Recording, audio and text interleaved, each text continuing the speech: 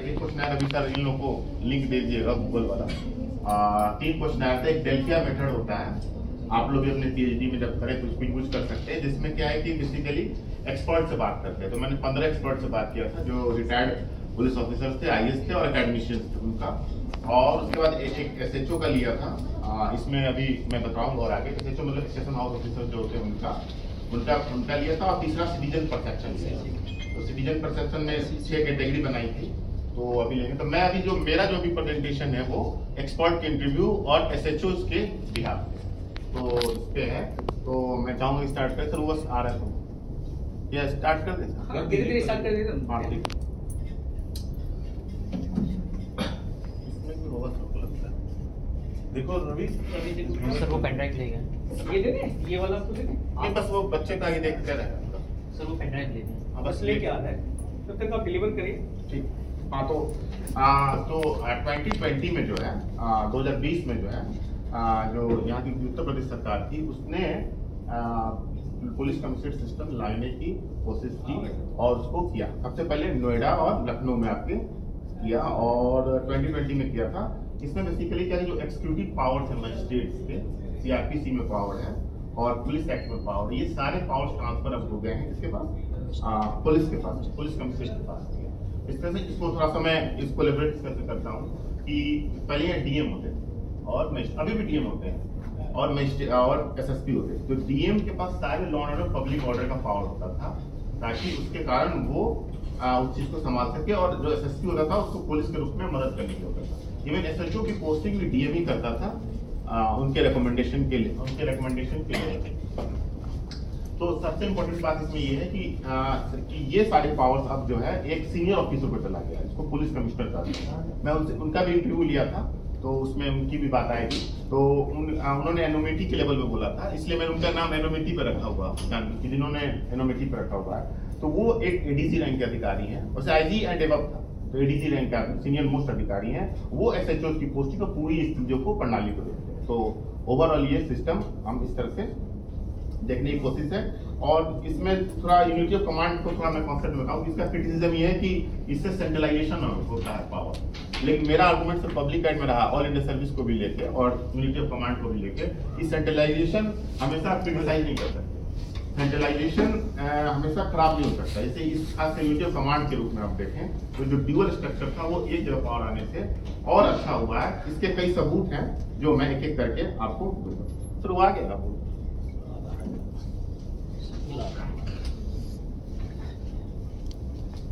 इसमें होगा क्या? हाँ इसमें होगा सर, लेकिन नहीं वो देखने के लिए सब बच्चे भी देखते हैं थोड़ा सा। हाँ एक बुक है दिल्ली पुलिस पे, ओपी मिश्रा जी ने लिखा था, उन्होंने जेएनयू से पीएचडी भी किया है, ज्वाइंट सीपी है। तो आप उसमें उनके डिटेल पढ़ सकते हैं कि दिल्ली पुलिस किस प्रकार से खासकर अर्बनाइजेशन में ठीक होता है।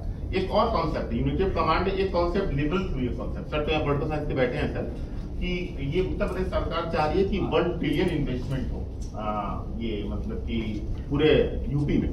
तो लखनऊ जैसे सिटी में स्टेट का काम क्या रह गया है, वॉचमैन का काम रह गया है। जो आप लोग खासकर के यूएस के कैपिटलिज्म पर अगर हम लोग जाएं तो मेन फोकस ये है लिबरल थ्योरी की कि स्टेट का काम है सिर्फ सुरक्षा देना, बाकी मार्केट फोर्सेस का काम है। तो सबसे पहले जरूरत है पब्लिक ऑर्डर और लॉ एंड ऑर्डर की जरूरत है।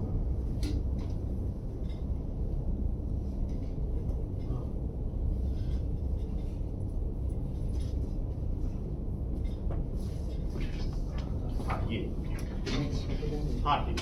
तो लॉ एंड ऑर्डर और पब्लिक ऑर्डर की जरूरत होना। सबसे पहले एक कॉन्सेप्ट, मैंने 2 कॉन्सेप्ट आपको बताया है, लॉ एंड ऑर्डर और पब्लिक ऑर्डर समझा देता हूँ। इसमें कंफ्यूज होते हैं लोग, और सिक्योरिटी ऑफ स्टेट्स का।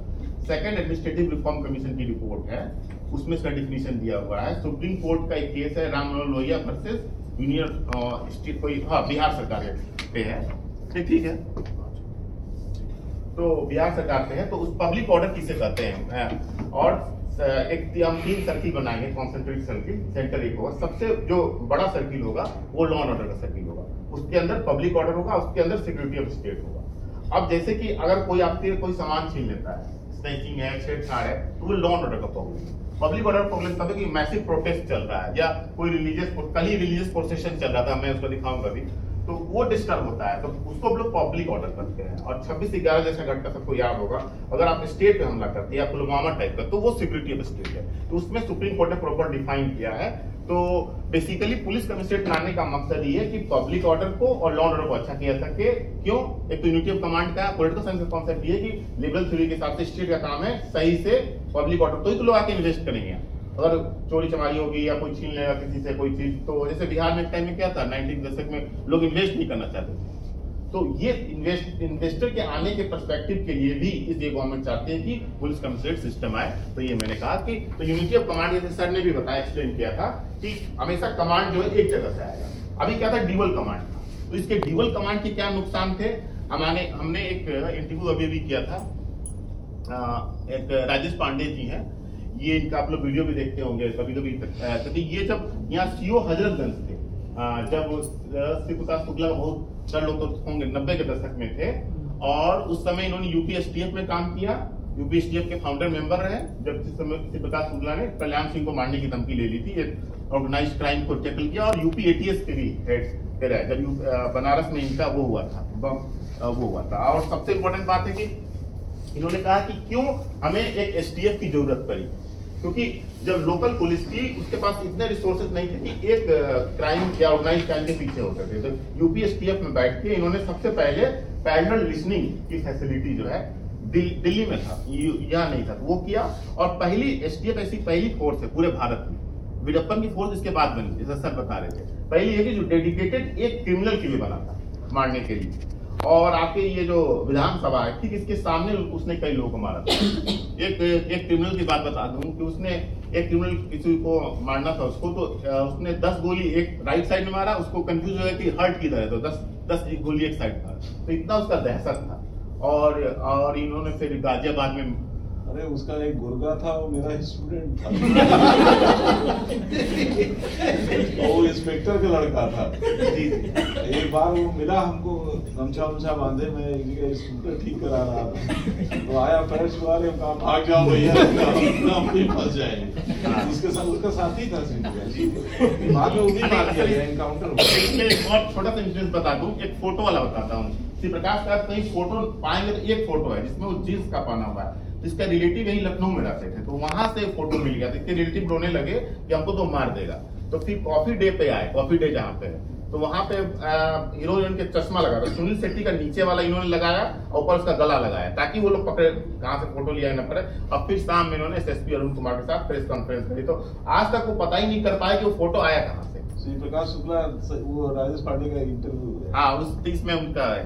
तो ये मैं इनका इंटरव्यू खुद भी लिया था, पर्सनली भी लिया था। तो ये राजेश पांडे का आर्गू है कि स्ट्रीमलाइन डिसीजन मेकिंग करता है, ऑफिसर्स को eliminate delay and dual authority for traditional जो सिस्टम है डीएम का, उसमें करता है। अब ये कैसे करता है थोड़ा हम लोग देखेंगे।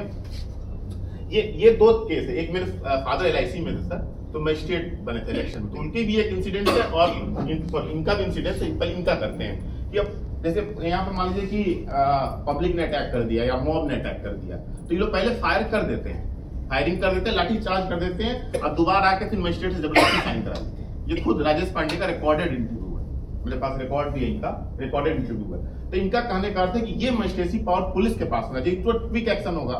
आप जिसलिए मजिस्ट्रेट को बैठाए खास कर बड़ी सिटीज के लिए, क्राउड कंट्रोल करने के लिए, वहां पे ये इनएफिशिएंसी है। दूसरा, मेरे फादर का इंसिडेंट खुद का है, जो मेरे फादर ने बताया था। मेरे फादर मजिस्ट्रेट थे, इलेक्शन में मजिस्ट्रेट थे, तो सीआरपीएफ एक दीवार था, तो सीआरपीएफ की कॉन्वॉय गुजरा, तो उससे गिर गया, तो गांव वाले घेरने लगे, तो सीआरपीएफ वालों ने पहले मेरे फादर साइन कराया, लेकिन उन्होंने लाठी चार्ज करेंगे बिना। तो एक मजिस्ट्रेट का चेक एंड बैलेंस खासकर बिग सिटी में ये समझ में नहीं आता है। अगर कोई क्रिटिकल से गुंडा एक्ट लगाना है या नेशनल सिक्योरिटी एक्ट लगाना, उसके लिए इंडिपेंडेंट आप रिव्यू बना दीजिए जुडिशरी के साथ, लेकिन यहाँ पे स्ट्रीमलाइन पुलिसिंग करनी चाहिए, बहुत जरूरी है। तो ये एक चीज है। इसके बाद क्वेश्चन आंसर हम लोग लेंगे। हाँ, तो ये एसटीएफ का मैंने यही बताया कि यूपी एसटीएफ बना था, और यूटी इससे सेंटर एक तो ऑर्गेनाइज क्राइम में अच्छा आया, प्लस अभी जो मैं बताया कि अगर कमिश्नरेट सिस्टम होगा तो कैसे काम होगा ये बता। हाँ, अभी जो चैलेंजेस हैं इस कमिश्नरेट सिस्टम में, मैं अभी भी बताऊं, सबसे बड़ा कारण कि अभी भी लाइसेंसेस के पावर नहीं है पुलिस के पास, लखनऊ पुलिस के पास जितने भी उत्तर प्रदेश में स्टेट है, मतलब जो आर्म लाइसेंस होते हैं उनके आर्म लाइसेंस दिल्ली में है। क्यों जरूरी है? आप जब किसी को आर्म्स देते हैं तो direct law and order, public order के थ्रेट के परसेप्शन देते हैं, और एसएसपी, अब तो एसएसपी रिकमेंड करता है, डीएम साइन करते हैं, तो एक्स्ट्रा लेयर जो हमने लगाया वो रेड टैपिंग क्रिएट करेगा। तो वो फैसला डीसीपी जो कमिश्नर को पावर डेलीगेट कर दे तो आराम से हो जाएगा। दूसरा, इसमें कुछ सब इंस्पेक्टर से हमारी बात हुई तो उन्होंने कहा कि हमें अल्कोहल का भी लाइसेंस मिलना चाहिए, जो मेरे हिसाब से नहीं सही है, क्योंकि दिल्ली में भी अल्कोहल का जो लाइसेंस है वो सिविल एडमिनिस्ट्रेशन के पास है। तो जो अब दिक्कत ये होती है कि थोड़ा सा पावर देने के बाद हर आदमी सोचता है बहुत सारा पावर मिल जाएगा।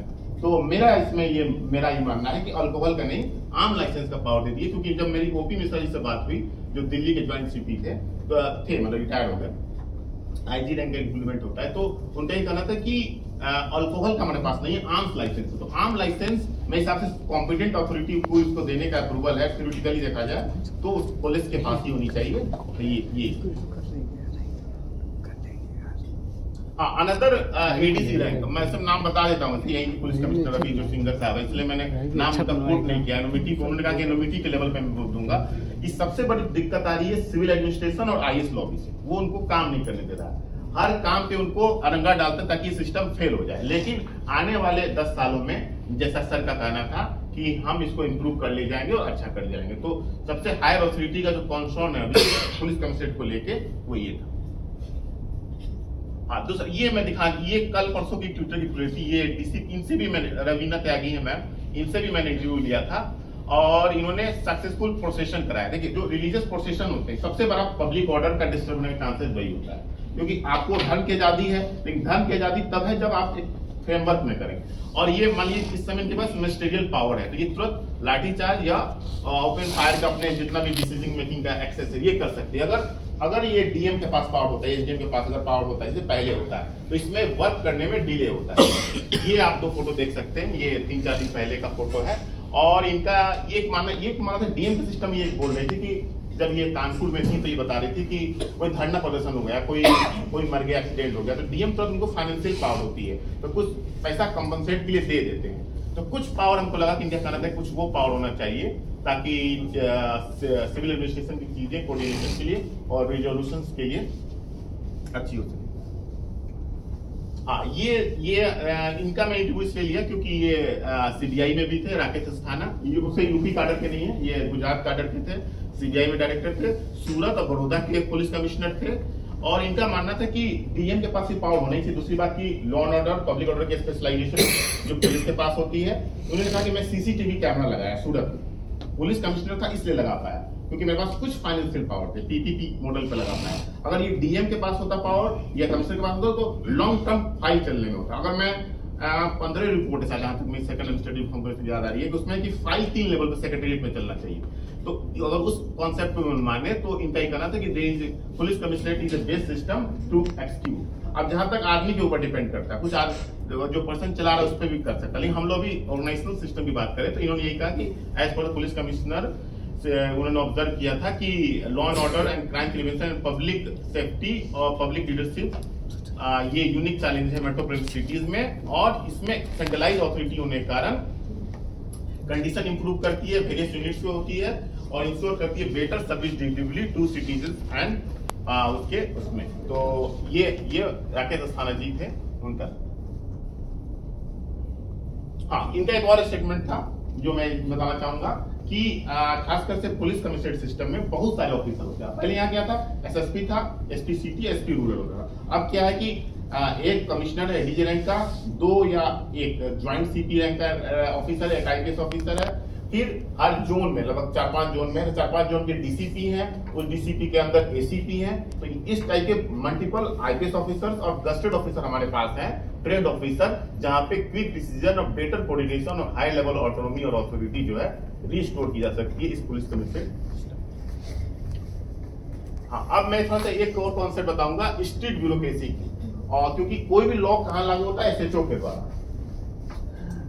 एक क्राइम रिपोर्टर शमशाद खान, उनका भी मैं लिया हूं, यहां लगाया नहीं हूं। उनका कहना था कोई भी केस खासकर एफआईआर से रिलेटेड वो थाने से स्टार्ट होगी, और थाने पे गड़बड़ हो गई तो सीनियर से सीनियर ऑफिसर भी उसको सही करने में एक बार रिपोर्ट जो गड़बड़ लिखा गई या जो भी चीज हो गई तो उनका बहुत है। तो मैकेलेलिप्स्की का एक बुक है, इस पे इनकी बुक भी है, मैं मंगाया हूँ इस बार सर। तो उसमें इन्होंने स्ट्रीट ब्यूरोक्रेसी का कॉन्सेप्ट दिया कि स्ट्रीट ब्यूरोक्रेसी कितना इंपॉर्टेंट है किसी भी डिलीवरी के लिए, और जो हमारा स्टेशन हाउस ऑफिसर है वो कितना इंपॉर्टेंट है पूरे इस सिस्टम को इंटीग्रेट करने के लिए और लागू करने के लिए। प्लस जो एक एसएचओ होता है वो एक तो आपको क्राइम कंट्रोल करने का उसके पास होता है, उसके पास लोकल इंफॉर्मेशन इंटेलिजेंस की बात होती है, और लॉ एंड ऑर्डर जो है कंट्रोल करने की बात होती है। तो इन सारी चीजों को का क्या प्रभाव पड़ा इस सेंट्रलाइज और यूनिटी ऑफ कमांड का स्ट्रक्चर, ये मैं थोड़ा इसको आगे बताता हूँ। ये बेसिक उसकी थ्योरी है जो वो दी थी। हाँ, ये मैं कॉन्सेप्ट ये है कि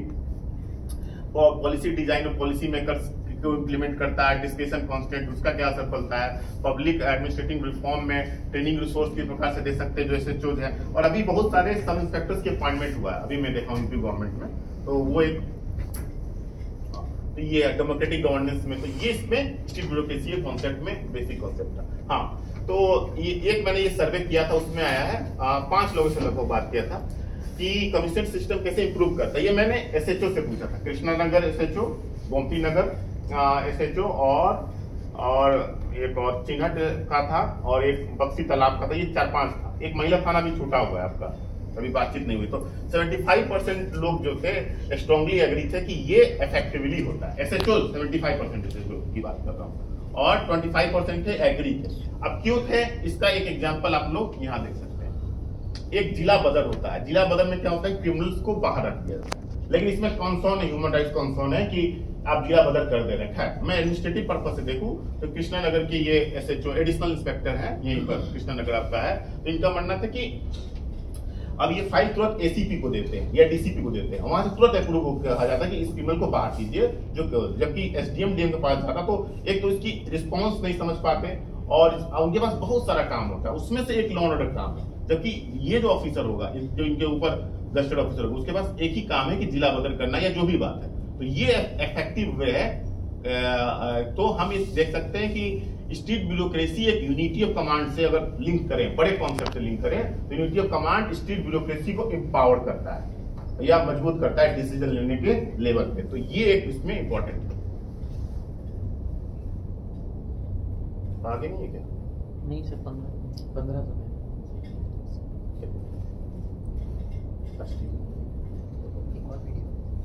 और तो नहीं है मेरे हिसाब से, 15 स्लाइड है ना। हाँ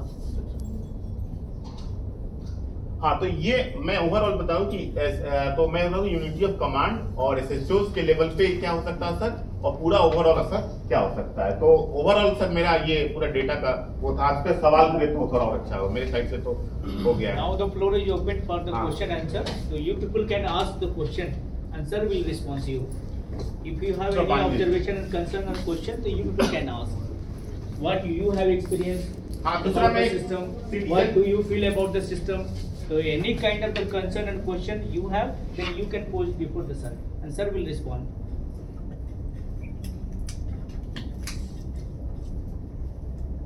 एक चीज और बता दो कि सिटीजन्स के जो परसेप्शन अभी तक लिया, मैं 400 का सैंपल अभी 100 लोगों से जो बात किया, उसमें मेजोरिटी लोगों ने कहा कि लॉ एंड पब्लिक ऑर्डर अच्छा हुआ, लेकिन इन्वेस्टिगेशन के लेवल पे प्रॉब्लम है। तो ये एक आया। अब आप पूछ सकते हैं कॉन्सेप्ट में कोई दिक्कत हो, एसएचओ की पोस्टिंग कैसे होती है, या इसमें इन लोगों का सब पेपर भी है ना, पुलिस एडमिनिस्ट्रेशन। पुलिस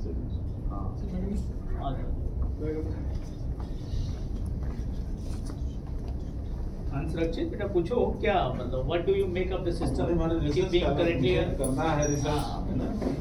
देखो सर, ये हाँ देखने में ऐसा महसूस, सर मेरा नाम सुरक्षित सिंह, मैं MBA fourth semester.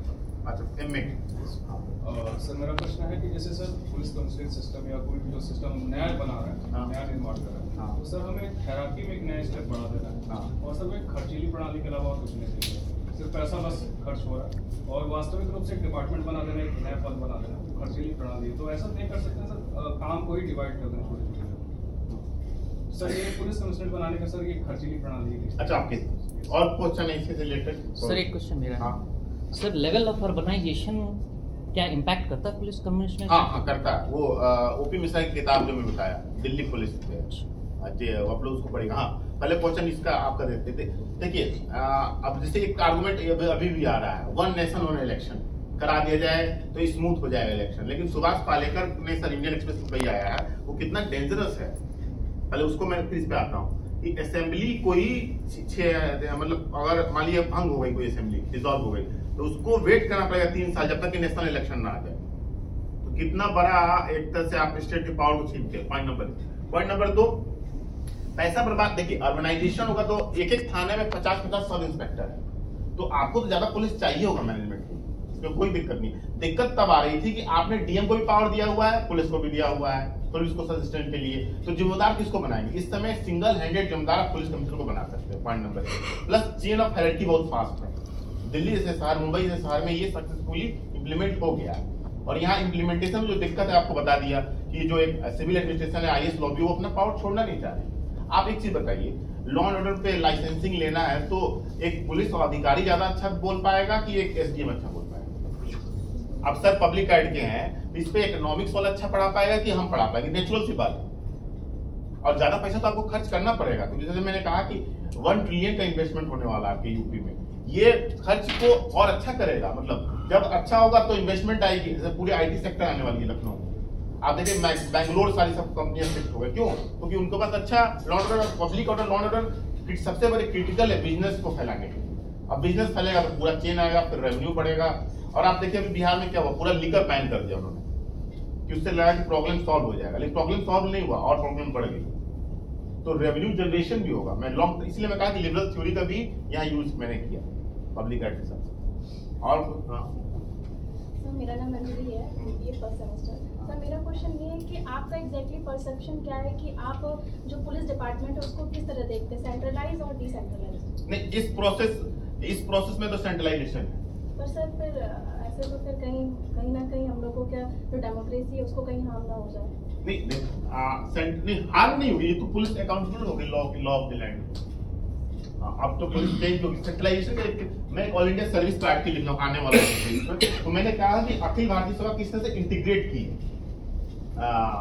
All India service भी सेंट्रलाइजेशन का कॉन्सेप्ट है, लेकिन भारत जैसे देश में ऑल इंडिया सर्विस चाहिए, क्योंकि एक तो डाइवर्सिटी है, विविधता है। एक तमिलनाडु का आदमी आके उत्तर प्रदेश में काम करता है तो थ्योरेटिकली कम से कम उसके अपने भाई भतीजेवाद वाला कॉन्सेप्ट नहीं, क्योंकि आपकी डेमोक्रेसी बिल्कुल डिफरेंट बेस है। डेमोक्रेसी ओवर डेवलप्ड का एक कॉन्सेप्ट है, पाकिस्तान के एक स्कॉलर ने दिया था, नाम नहीं याद आ रहा है, कि हमने तो वहां से पूरा क्या होता है नाम, हमजा आदमी, तो वहां से पूरा हमने कॉन्सेप्ट तो अपना लिया है। लेकिन यहाँ रेड टैपिज्म है, ये सारी चीजें, तो यहाँ की जो समस्याएं हैं हमको यहाँ के हिसाब से देखना पड़ेगा। ऐसा नहीं कि वेस्ट में जो चीज है वो सब चीज लाके यहाँ रखें। ये उसका मेरा आंसर। और कोई आंसर पूछ सकता है? हाँ बताए। मेरा नाम आयुषी सिंह है, मैं मास्टर्स में 4th सेमेस्टर से। सर एक्चुअली मुझे इसी टॉपिक पर अपना डेजर्टेशन करना है। अच्छा। तो मुझे लोगों से जब मैं बात करती हूँ तो उन्हें आइडिया ही नहीं है कि इस सिस्टम में या पुराना जो एसएचओ बेस्ड सिस्टम था उसमें डिफरेंस क्या है। एसएचओ नहीं, मजिस्ट्रेसी सिस्टम। सर हाँ, वही मजिस्ट्रेट वाले जो सिस्टम है और ये वाले जो सिस्टम है उनमें डिफरेंस क्या है? उन्हें लगता है कि पुलिस वही वर्दी पहन रही है, वही आ रही है, उन्हें आइडिया ही नहीं लग रहा है। और मैं उनसे डाटा अगर लूंगी तो नहीं, आप डाटा कैसे लेंगे? मैं अभी आपको आप इसका यूज कर सकती है। मैं अभी सर भेजेंगे आप लोगों को ग्रुप में, मैंने बनाया। इसमें ज्यादातर लोगों को नहीं पता है पुलिस कमिश्नर सिस्टम, लेकिन हमसे उनसे मैं वो ऑफिसर एक्सपर्ट नहीं, उनसे जनरल पूछेंगे कि आप जा रहे हैं तो आपको कोई छीन रहा है कि नहीं, पब्लिक ऑर्डर कैसा है। जैसे महिलाओं ने बताया कि 1090 पिंक बूथ चल रहा है, जो मैं लाइब्रेरी में बात किया, लड़कियों ने बताया कि हम रात में जाते आते, दिन में तो कोई छेड़छाड़ नहीं कर सकते, पुलिस का पेट्रोलिंग है। तो उससे इससे डायरेक्ट लिंक है। आपके आंसर का ये जवाब। उनसे हम एक्सपर्ट चीज नहीं पूछ सकते हैं, और पब्लिक को इतना पता भी नहीं होना चाहिए कि कैसे पुलिस काम करे। तो हम लोग का काम है काम करना इतना। पुलिस पब्लिक को थोड़ी पता होना चाहिए कॉलेजियम में कैसे जज सेलेक्ट होते हैं, उनको तो सिंपल जस्टिस डिलीवरी हो जाए, इससे मतलब। हाँ, कमिश्नरेट सिस्टम में पुलिस को हम पावर तो दे रहे हैं। हाँ। तो इतना पावर दे रहे हैं, कहीं ऐसा तो नहीं होगा सर वेलफेयर स्टेट से हम फिर पुलिस स्टेट की तरफ जा रहे हैं? वेलफेयर स्टेट तो अलग कॉन्सेप्ट है। इससे पुलिस को पावर दे रहे हैं, हाँ। मतलब हम पुलिस स्टेट बनाना चाह रहे हैं? नहीं, पुलिस स्टेट नहीं बनाया जा रहा है, मैं इसमें अंतर कर रहा हूँ। आप जनरली देखिएगा कि हम लोग यहाँ पैरामिलिट्री का यूज करते हैं, और बुलाना तो सीआरपीएफ को बुलाते हैं या फिर पीएससी को बुलाते हैं, आर्मी को नहीं बुलाते। तो ये कन्वेंशन ये है कि मतलब नहीं, मैं उसी चीज को बता रहा हूँ। पुलिस का निर्माण ही डेमोक्रेटिक सोसाइटी के लिए हुआ है, सिविल एडमिनिस्ट्रेशन को संभालने के लिए हुआ है। Point number 1। और जो आप बोले पावर दिया गया, तो ये सारे पावर जाके फिर कोर्ट में चेक होंगे, जो भी आदमी पकड़ा गया है चेक होंगे। प्लस आपने सीनियर ऑफिसर्स को बताया, उनकी भी तो accountability day of the government, plus home ministry भी है आपकी, जहां से उनका कंट्रोल होता है, और डीजीपी के थ्रू होता है। तो ये सारी चीजें तो यहाँ भी है। डीएम भी तो अपने पावर को यूज कर सकता है, एसडीएम भी तो कर सकता है, क्योंकि यहाँ पे तो इतने सुपरवाइजर, वैसे आप मैं डीसीपी से एक बार समय मांगा तुरंत मिल गया, इवन पुलिस कमिश्नर से मिल गया, तो मुझे लगा हो सकता है असिस्टेंट प्रोफेसर इसलिए ज्यादा एक्सेस हो रहा हो, लेकिन फिर भी आपके पास सुपरवाइजरी लेवल ऑफ ऑफिसर है, डीएम के पास तो इतना टाइम ही नहीं है कि आपका सुन पाएगा कोई बात हुई तो। बट सर अभी जो एनसीआरबी का डेटा आ रहा है, हाँ। उस डेटा के अनुसार जो कमिश्नरेट सिस्टम है या एसएचओ सिस्टम था, commissionerate magistracy system, yes sir, हाँ। अभी भी जो होता है वो डेटा में कोई ऐसा नहीं है कि नहीं, वो कोविड में थोड़ा डाउन हुआ था, फिर थोड़ा उसी लेवल पे जाने लगा। अभी में जितने कमिश्नरेट बने हैं सर, हाँ। देखिए सब में डेटा जो होता है ऑलरेडी जो होता नहीं, है। देखिए इसका 2 कारण है। एक तो एफआईआर क्या दर्ज हो रही है कि नहीं, अगर दर्ज होगी तो केस बढ़ेगा ऑटोमेटिक। हमें खासकर कमिश्नर सिस्टम को हमें उस पर देखना चाहिए कि कोई मैसिव प्रोटेस्ट जो हो रहा है तो वो वायलेंस में ना हो जाए, या फिर कोई आतंकवादी घटना ना हो, या फिर छेड़छाड़ी घटना, तो मेजर पुलिसिंग कैसी है ये हम तो देख सर लॉ एंड ऑर्डर तो सारा कमिश्नरेट को दे दिया, फिर लाइसेंस की पावर डीएम के पास क्यों कर दिया? हाँ, वही तो मैं कह रहा हूँ। नहीं, ऐसा में क्या कि सरकार जो काम करती अचानक से कोई काम नहीं करती, धीरे धीरे ट्रांजिशन होता है, तो ट्रांजिशन के वे में हम लोग, हाँ ये बात सही को, हाँ। भारत जैसे देश में जो पुलिस की इमेज है, हाँ, वो सर ऐसे देखा जाए तो एक बोल सकते हैं डेविल के फॉर्म में। सर मैं एक एग्जांपल, सर मैं यूएस में सर मैं पढ़ा था न्यूयॉर्क यार्ड का, उसका मैं एक इंसिडेंट पढ़ रहा था। छोटी सी बच्ची थी, वो कपड़ा नहीं पहन पा रही, तो पुलिस को कॉल करती है और कहती है कि मैं कपड़ा नहीं पहन पा रही, पुलिस आती है उसको कपड़े पहना, छोटी सी बच्ची। भारत जैसे देश में सर कुछ भी हो जाता है पुलिस से बचना चाहते हैं सर, उसकी इमेज जैसे हमारे लिए राक्षस के तौर पर सर, इस इमेज को कैसे सर सुधार? देखिए कमिश्नर तो एक प्रणाली है, ट्रेनिंग बहुत इंपॉर्टेंट है। जैसे रोमियो स्क्वाड बना था, याद होगा, तो लड़का लड़कों को पकड़ने लगा, बाद में पुलिस ने उसको सरकार ने बंद किया, क्योंकि हमारी ट्रेनिंग नहीं थी, क्योंकि हमारे पैट्रियार्की बहुत ज्यादा है, जेंडर सैनिटाइजेशन नहीं है। एक जेएनयू में प्रोग्राम होता है, सब बच्चे बता रहे थे, जेंडर सैनिटाइजेशन, वहां लड़कों को सैनिटाइज किया जाता है, लड़कियों को सिर्फ नहीं। तो उस टाइप के प्रोग्राम की बहुत जरूरत है। वो कमिश्नरेट रहे या डीएम रहे उससे मतलब नहीं होगा, जो आप प्रॉब्लम बता रहे हो तो कंटिन्यू, तो वो धीरे धीरे पुलिस भी हमारी यही चाहती है, दिक्कत तो ये है। तो और सेंट्रल गवर्नमेंट की पुलिस देखेंगे ज्यादा एफिशिएंट होती है, क्यों? ज्यादा पैसा खर्च होता है। अब पीएससी के व्यवहार में और सीआरपीएफ के व्यवहार में अंतर होगा, जनरली आप देखे होंगे दोनों फोर्स के व्यवहार में। सीआईएसएफ के यहाँ तो सीआईएसएफ नहीं है, दिल्ली में सीआईएसएफ है, सीआईएसएफ के व्यवहार में देखिए बहुत अंतर है नॉर्मल पुलिस से। क्यों? सर ट्रेनिंग का असर है, तो पैसा तो खर्च करना पड़ेगा, जो आप बोलता है। नहीं, ये गलत बात है, सिर्फ पुलिस डिपार्टमेंट में करप्शन उस हद तक अगर देखा जाए तो मैक्सिमम ये दिखता है इसलिए कि वो वर्दी पहनते हैं। जब मेरा भाई अभी जीएसटी में इंस्पेक्टर है, वहां भी करप्शन जमते हैं कस्टम में, क्योंकि वो दिख नहीं रहा। वर्दी से ऐसा क्या हो गया कि करप्शन दिख रहा है? हाँ, देखो करप्शन तो हर जगह है। नहीं मतलब कि आपने कहा कि वो दिखता इसलिए क्योंकि उन्होंने वर्दी पहन रखी है, हाँ, तो ऐसा भी क्या है? अभी वो आपका लखनऊ डेवलपमेंट अथॉरिटी है, वहां तो जम के करप्शन है, कोई आपको निर्माण कराना है, एक्स्ट्रा करना है, लेकिन वो दिख नहीं रहा है क्योंकि वो वर्दी नहीं पहने हैं, तो इमेज आपकी इमेज बनता है ना। अब देखिए कोई यार डीएम आएगा जैसे हमारे साथ, तो आप लोग उतना नहीं होगा, कोई ऑफिसर पूरा वर्दी पहन के आए, तो एक इमेज कॉन्शियसनेस की बात होती है। ये इमेज सही कैसे की जाएगी? कैसे सही कैसे होगी सर? ये वर्दी तो पहननी पड़ेगी सर, ये इमेज सही कैसे होगी? वर्दी तो वो पहनेंगे ही, पर लोग उनको देख के डर जा रहे हैं, उन्हें लग रहा है कि आए तो भी पैसा लेके जाएंगे, ये इमेज कैसे? ये देखिए रिफॉर्म होने में टाइम लगता है हमेशा किसी सिस्टम में। नहीं, ये इमेज तो इशू भी है खाने में, नहीं पब्लिक अवेयरनेस से ही आएगी। खाने में तो आपके अलग से पिंक बूथ बना, जैसा लड़कियां ही बता रही थी मुझे, लखनऊ कहीं पे बता रहा हूँ। नहीं, खाने में एक तो महिला वो होती है, बाकी सारे मेल है, तो वो चीज भी तो है, जेंडर वाला भी इशू बहुत ज्यादा है। नहीं, वो तो रिजर्वेशन करना पड़ेगा उसके लिए, बिहार गवर्नमेंट ने किया भी, गस्टेड पोस्ट पे भी किया, अब यहाँ पता नहीं किया, सेंट्रल पोस्ट में किया। तो जो कर रही है काम उन्हें भी दिक्कत होती है वहाँ पे, क्योंकि पूरा मेल स्टाफ है, एक दो है महिलाएं सिर्फ वहाँ पे। नहीं, मैं कृष्णानगर थाने में गया तो ऐसा नहीं देखा।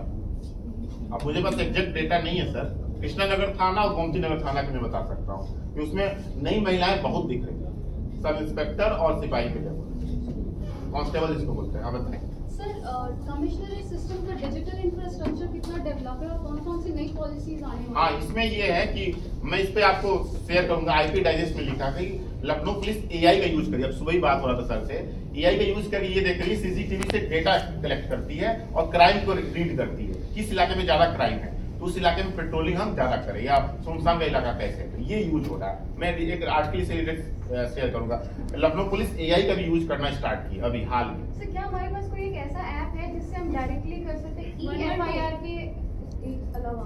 112 तो है सर, वो कुछ ही लोग एक्सेस कर पाते हैं। मेरी सिस्टर है सर, वो चिन्हट में है, उसने कॉल किया था, पुलिस की तरफ से कोई रिस्पॉन्स नहीं आया।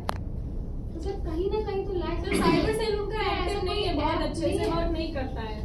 साइबर सेल उनका वर्क नहीं करता। सर साइबर सेल कंप्लेंट डाली थी, उन्होंने वर्क कुछ करता। वो ही नहीं किया, रिस्पॉन्ड नहीं किया। सर एक बार मैं भी गया था, तो पहली चीज है ये सेल बंद तो गए हैं, लेकिन कंप्लेंट करने का तो उन्हीं के अंदर ही ऑफिस के अंदर तो मैं जैसे कहा पता ही कई नहीं जगह चलता से कि हो रहा है कि जो नहीं हो रहा। सिटीजन से बात हुई उसमें इन्वेस्टिगेशन के लेवल पे प्रॉब्लम आ रहा था कि पुलिस आ तो जाती है लेकिन जब आगे पकड़ के आगे कार्रवाई करना होता है तो उसमें दिक्कत आ जाती है, फिर बोलेगी कि आप थाने आइए तब रिपोर्ट करिए तब कुछ हो पाएगा, यहाँ से तो कुछ नहीं हो पाएगा, हम बस आ रहे हैं आपका। उधर साइबर क्राइम का डेटा का अलग जगह है ना कंप्लेंट का।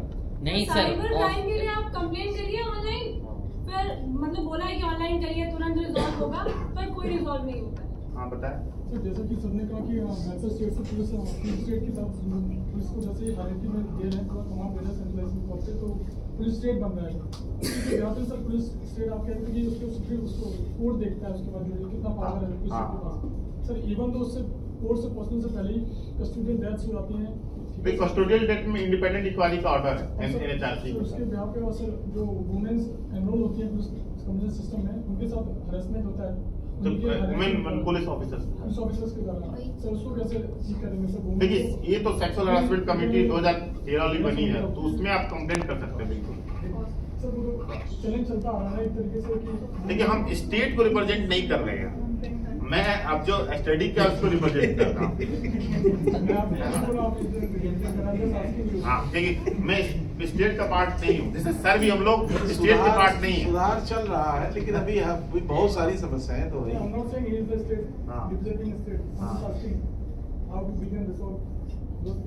कौन क्या वो महिला वाली महिला में कस्टोडियल जो हो रहे हैं, क्या महिला की डेथ हो रही है कस्टोडियल डेथ हो रही है, ये नहीं समझ पाया। दोनों चीजें जो हो रही है सिस्टम में। हाँ देखिए कस्टोडियल डेथ में इंडिपेंडेंट इंक्वायरी का ऑर्डर है, पुलिस के बाहर से इंक्वायरी का ऑर्डर है। तो मैं इसकी पहली बात ये, जहाँ तक महिलाओं के साथ उत्पीड़न का सवाल है, पुलिस में महिलाएं हैं तो वो तो उनके लिए सेक्सुअल हरासमेंट कमेटी बनी है, उसमें आप कंप्लेंट कर सकते हैं। ये दो जो अभी हामी प्रधान उसको सर हमें लगता है कि जब हम लोग कंप्लेन ही कर सकते हैं, कोई उधर से कुछ शायद नहीं आएगा। देखिए इस पे मेरा कोई अध्ययन नहीं है, इसलिए मैं उस पर बता नहीं सकता जी। सेक्सुअल हरासमेंट पे भी अध्ययन बहुत सारा थीसिस पे लिखा गया, लेकिन मेरा उस पर स्टडी नहीं है, इसलिए मैं उस पर नहीं। और कोई क्वेश्चन है बताइए।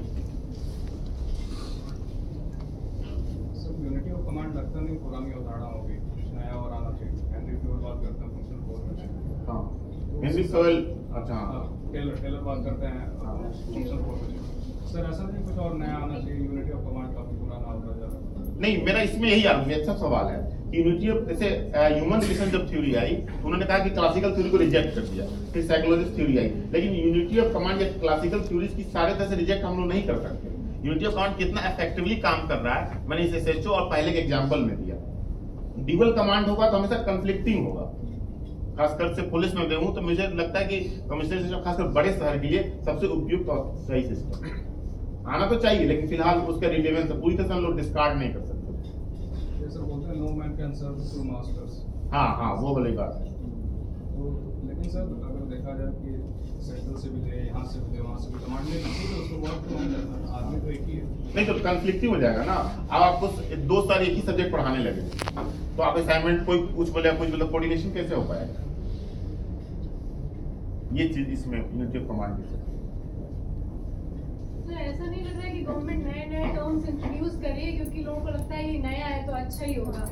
नहीं नए टर्म्स इंट्रोड्यूस नहीं कर रही है सरकार, ये सोच रही है, खासकर उत्तर प्रदेश सरकार की सोच है कि बड़े लेवल पे इन्वेस्टमेंट करना है, तो हमें public order law and order को बहुत अच्छा रखना है, खासकर सिटीज में। तो ही इन्वेस्टमेंट होता है। उसका मेन पर्पस ये है। हाँ सर, अच्छा होना भी तो चाहिए, फीडबैक मैकेनिज्म उनको लेना चाहिए ना, ताकि पता चले कि जो इसीलिए तो मैं आप लोगों का फीडबैक रिकॉर्ड करूंगा ये सारा। सर, जो इन्वेस्टमेंट कर रही है वो सही डायरेक्शन में जा भी रहा है कि नहीं, वो एक्चुअली में वर्क कर रहा है कि नहीं, सिर्फ या फिर नहीं, इन्वेस्टमेंट अलग चीज है। इन्वेस्टमेंट होगा तब आपका जब यहाँ ऑर्डर मेंटेन होगा, ये बात। Any more better? Any more question? Okay, thank you, sir. Thank you, sir, for having a wonderful